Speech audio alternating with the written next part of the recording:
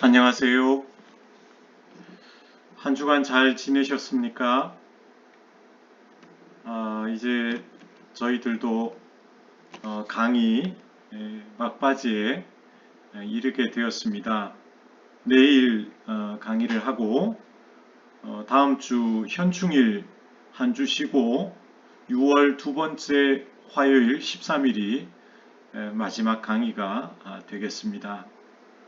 그동안 고생 많으셨고요. 끝까지 마무리를 잘 하실 수 있기를 바라겠습니다. 오늘은 정신화와 기독교 영성에 관해서 함께 배워보도록 하겠습니다. 우리 선생님들 메타인지라는 얘기를 아마도 들어보셨거나 알고 계실 줄로 압니다. 그 메타인지는 무엇일까? 또 정신화는 무엇일까? 메타인지와 정신화는 어떤 관계가 있을까? 그리고 상담의 관점에서 이 정신화는 어떻게 내담자를 치유하고 회복하는 데 도움이 될 수 있을 것인가? 이런 점을 함께 오늘 살펴보도록 하겠습니다. 정신화는 우리가 이미 배웠던 것처럼 애착 이론가인 메리 메인이 제시한 메타인지의 개념과 매우 밀접한 관련성이 있습니다. 메타인지란 생각하고 느끼고 있는 자신을 성찰하는 것, 객관적으로 자신을 바라보는 의식을 메타인지라고 합니다. 생각하는 것을 생각하는 것, 성찰하는 것, 되돌아보는 것, 이게 메타인지가 아닌가 싶습니다. 메리 메이는 성인 애착 면접 도구를 토대로 해서 어떤 결론을 내리냐면 애착 유형이 한 사람의 내면에 자리 잡은 애착 유형이 내적 표상 체계로 세대 간 전수가 된다는 결론을 내립니다. 그러니까 부모에서 자녀, 자녀에서 그 다음 세대로 세대 간 전수가 이루어진다. 그런데 메이는 실험 가운데 어린 시절 불안정 애착 경험을 가진 성인들이라 하더라도 안정 애착 유형처럼 마음 상태가 안정되어서 정서적으로 조절이 되어 있는 유형이 있음을 발견하게 됩니다. 이것을 가리켜서 획득성 안정형이라고 말합니다. 다시 얘기하면 후천적으로 안정애착을 획득하게 되었다는 것입니다. 원래 안정애착은 아니었습니다. 어린 시절 엄마와의 애착 관계에서 학대와 유기, 방임, 신체적이고 정서적으로 상처를 입었음에도 불구하고 애착과 관련된 면접 상황에서 감정에 압도되거나 휘둘리지 않고 자신들의 경험을 통합적이고 일관되게 이야기하는 모습을 보이는 거죠. 이것은 경험에 대한 자신이 받았던 어떤 학대와 방임과 유기, 상처 경험에 대한 메타인지적 태도가 안정형 애착과 관련이 있다는 것입니다. 포나기와 스틸 부부의 연구에 의하면 불안정 애착 유형으로 아이가 엄마로부터 학대나 방임이나 유기 등을 당했을지라도 그 아이가 자기 경험에 대해서 갖는 태도, 즉 자신의 경험에 대해 어떤 해석을 하고 의미를 갖게 되는가 하는 것을 성찰하는 과정이 개인이 경험한 삶 그 자체보다 애착의 안정성에 더 영향을 미친다는 것입니다. 그 실제 경험보다 경험에 대한 해석과 그 경험을 접근하는 관점이, 그 경험을 내가 받아들이는 그 시각이 더 많은 영향을 미치게 된다는 것입니다. 애착과 심리치료에 나오는 사례입니다. 나의 한 환자는 어린 시절의 방치와 거의 기괴할 정도로 혹독한 학대로 인해 심리적인 상처를 입었습니다. 하지만 그는 놀라울 만치 탄력성이 있었기에 자신의 외상 경험에 의해 결코 무력해지지 않았습니다. 그가 감정적으로 살아남을 수 있었던 비결은 5살 무렵 그의 어머니가 미쳤다고 인식한 것이었습니다. 이게 무슨 얘기죠? 내가 잘못돼서 엄마가 나를 혼내는 것이 아니라 엄마에게 문제가 있다고 인식한 거죠. 초기에 이런 정신화는 만약 그것이 없었다면 발달적으로 피해가 막심했을 수도 있었던 상황의 영향을 약화시켰다. 정신화가 이런 영향을 약화시켰다는 것입니다.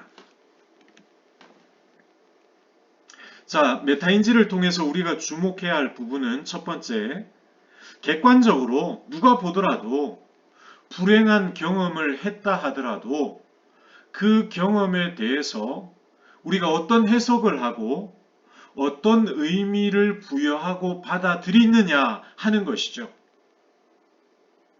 그게 첫 번째입니다. 그 다음 두 번째는 자신의 경험에 대해서 매몰되거나 회피하지 않고 객관적으로 성찰하는 과정. 그래서 결국 안정애착에 영향을 미친다는 사실입니다. 자, 그러면 정신화는 무엇입니까? 정신화는 메타인지 개념에서 확장된 개념이라고 할 수 있습니다. 메타인지는 한 개인의 마음 상태 안에서 일어나는 것을 중심으로 성찰하는 능력이죠. 그러나 정신화는 자신뿐만 아니라 둘이나 셋 이상의 다른 사람의 마음 상태에 대해서 성찰해 낼 수 있는 능력입니다. 나의 마음 상태, 다시 얘기하면 감정이나 나의 욕구나 내 삶의 목표나 삶의 이유 등에 주의를 둘 뿐만 아니라 다른 사람의 마음 상태에까지 주의를 확장해서 성찰하는 과정이 바로 정신화라고 말할 수 있습니다.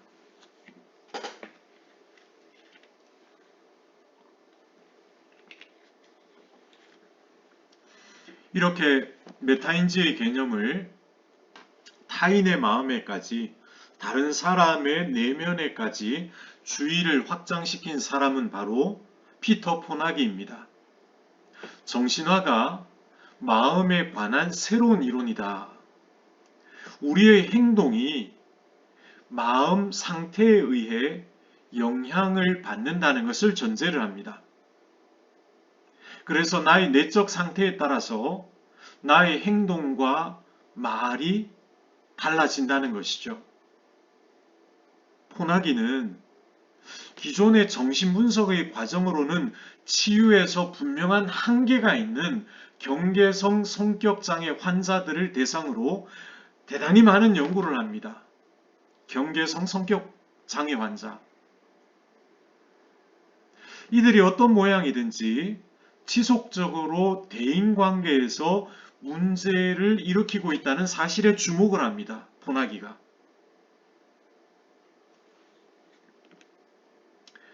경계성 성격 장애 내담자들이 끊임없이 관계에서 문제를 일으킬 수밖에 없는 핵심적인 것이 무엇이냐면 몇 가지로 정리할 수 있습니다.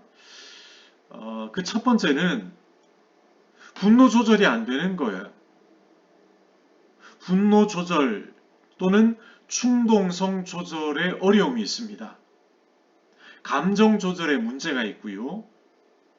깊고 강력하고 변덕스럽고 불안정한 정서가 특징입니다.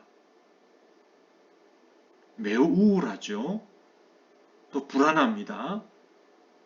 이와 같은 불안정 상태가 짧게는 몇 주, 길게는 몇 달씩 지속이 됩니다. 쉽게 분노하고요. 충동적입니다. 그러면서 마음이 공허합니다. 이게 정서적 특징으로 첫 번째입니다. 그 다음 두 번째는 자신과 타인을 분리하고 구별하는 것이 어렵습니다. 이걸 뭐라 그럽니까? 자아 경계가 불명확하다.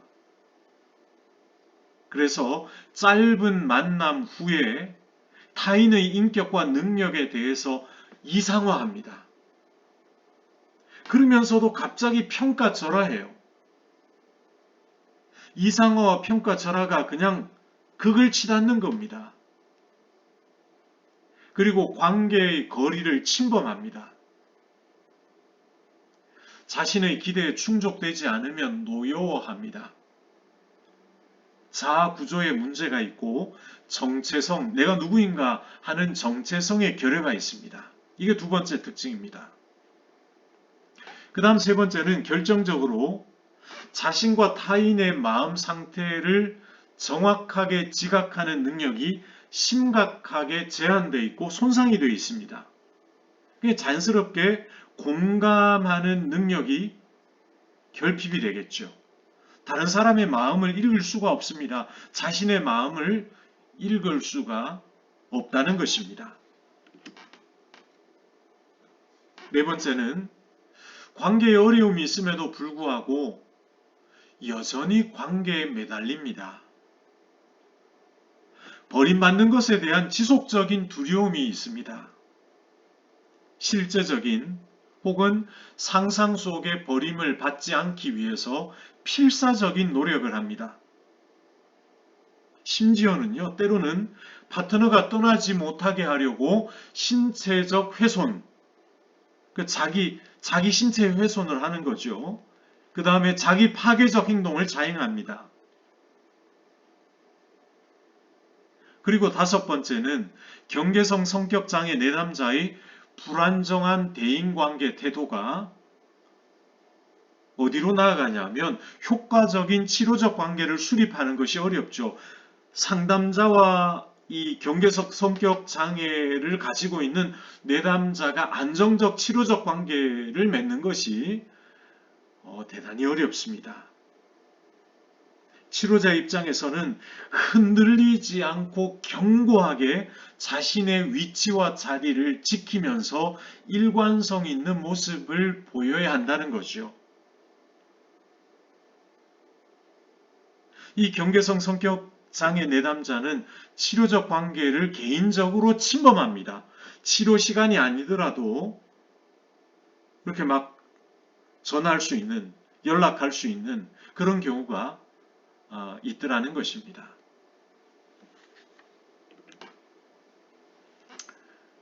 그러면 이런 질문을 갖게 되죠. 왜 경계성 성격 장애 내담자들은 자신과 타인의 마음 상태를 읽어낼 수 없을까 하는 질문입니다. 이것에 대해서 피터 포나기는 끊임없이 연구를 하고 그 연구에 대한 결과를 내놓습니다. 경계성 성격 장애 내담자들이 그들의 마음 안에 있는 왜곡된 내적 표상으로 인해서 자신과 타인의 마음 상태가 어떤지를 성찰할 수 있는 능력이 대단히 부족하다. 왜곡된 내적 표상, 그것 때문에 마음 상태를 성찰하는 것, 공감하는 것, 이것이 대단히 부족하다는 거죠. 그리고 성찰할 수 있는 능력이 부족한 것은 어디에서 기인하죠? 그죠? 가장 원초적으로 어린 시절 엄마와의 애착 관계에서 기인함을 폰아기는 발견하게 됩니다. 경계성 성격 장애들의 애착 유형은 집착형과 혼란형이 혼재되어 있습니다. 집착을 하면서도 혼란스러운 거죠. 이들은 엄마에게 상처를 받으면서도 동시에 엄마에게 심하게 몰입되어 있는 애착 유형입니다. 그래서 집착형과 혼란형이 혼재가 되어 있다는 거죠. 경계성 성격 장애의 애착 유형이 혼재되어서 나타나는 이유가 무엇인가? 첫 번째는 아이가 엄마로부터 공경을 받았을 때 그 엄마가 우울증 때문인지 아니면 어떤 그 생활 스트레스 사건 때문인지 그 정확한 이유는 알 수 없습니다. 어쨌든 엄마도 사람이니까 때로는 아이를 공격할 수 있겠죠. 그럴 때 아이에게 엄마는 보호자에서 공격자로 바뀌게 되는 거죠. 끔찍한 일입니다. 아이가 감당할 수 있을까? 자, 두 번째. 이때 아이는 공격을 받으면서 극심한 두려움과 공포를 느낍니다. 누군가 이 고통을 공감해주고 위로해주기를 처절하게 바라게 될 것입니다. 왜? 아이는 아직 누군가에게 의존하지 않으면 혼자 독립적으로 살아갈 수 없는 그런 상태이기 때문이죠. 세 번째, 이 과정에서 아이의 마음에서 일어나는 불안, 두려움이 아이의 애착 시스템을 활성화시킨다는 거죠. 그래서 현실적으로 공격자인 엄마 이외에는 아무도 없기에 정신내적으로 엄마로부터 도망을 가야 할지, 지금은 공격을 하니까 엄마로부터 도망을 가는 것이 나를 보호하는 것인데 도망을 가야 할지 아니면 엄마에게 안겨야 할지 아이에게는 심각한 딜레마 상황에 직면하게 된다는 것입니다. 그래서 결국 아이가 엄마에게 공격을 받아 고통이 가득할 때 아이가 정신을 차리고 객관적으로 자신과 엄마의 마음을 볼 수가 없다는 것이죠. 이와 같은 상황에서 아이는 감정에 압도당한 채 그 감정에 매몰된다라는 것입니다. 끔찍한 심리내적 과정이죠. 관계적 과정이죠. 그러면 메모리란 무엇인가? 정신화에서 이 메모리라는 말을 많이 사용을 합니다. 메모는 우리가 경험에 매몰될 때 그 경험이 지속되는 한 마치 자신이 그 경험인 것 같습니다. 그러니까 내가 경험하는 그 경험과 내 존재가 동일시되는 거죠. 경험과 존재의 동일시. 이렇게 되면 무슨 문제가 발생하냐 하면 경험과 존재 사이에 성찰이 개입할 공간이 없어집니다. 경험이 나고 나가 경험인 거죠. 그래서 메모의 태도는 무엇이냐면 심리적 증가성 방식과 유사합니다. 이게 무슨 말이냐? 내적 세계에 대한 우리의 주관적 경험, 우리 마음속에 일어나는 주관적 경험과 외적 현실이 단순히 동등한 것 같은 것으로 여겨진다는 거죠. 그 다음 여기서 중요한 것은 자동 조정 장치입니다. 그러니까 습관적으로 구조화된 사고, 또 감정, 행동 양식에 의해서 너무나 심하게 제약이 된다는 거죠. 선택의 여지가 없습니다. 경험과 존재가 거의 동일시되다 보니까 거기에는 성찰할 수 있는 어떤 여유 공간이 없는 거죠. 그 자극에 대해서 반응이 너무나 즉각적으로 반응하게 된다는 거죠. 선택의 여지가 없습니다. 너무 심각한 제약을 받게 됩니다. 그러면 어떻게 되죠? 감정에 매몰되어진 채 내면의 성찰 공간을 만들어낼 수 없고 나의 삶은 마치 뭐와 같이 그냥 한 곳으로 계속 몰려가는 그런 쫓기는 삶과 같은 그런 삶이 될 수밖에 없더라는 것입니다. 이게 정신화에서 말하는 매몰, 정신화, 성찰하게 되면 이 매몰에서부터 벗어나게 된다라고 포나기와 또 많은 이론가들이 이야기를 하고 있습니다. 사전 강의는 여기까지 하겠고요. 내일 저녁 시간에 정신화에 대해서 이야기할 때 이 경계성 성격장애 내담자들이 겪고 있는 이 문제로부터 정신화 이 이론이 나오게 된 좀 더 깊은 이야기들을 함께 하면서 정신화과 상담에 있어서 어떤 도움이 되는지, 어떤 파워풀한 치료적 메커니즘이 되는지 내일 함께 살펴볼 수 있도록 그렇게 하겠습니다. 평안한 저녁 시간 되시고 내일 저녁에 뵙도록 하겠습니다. 감사합니다. 수고하셨습니다.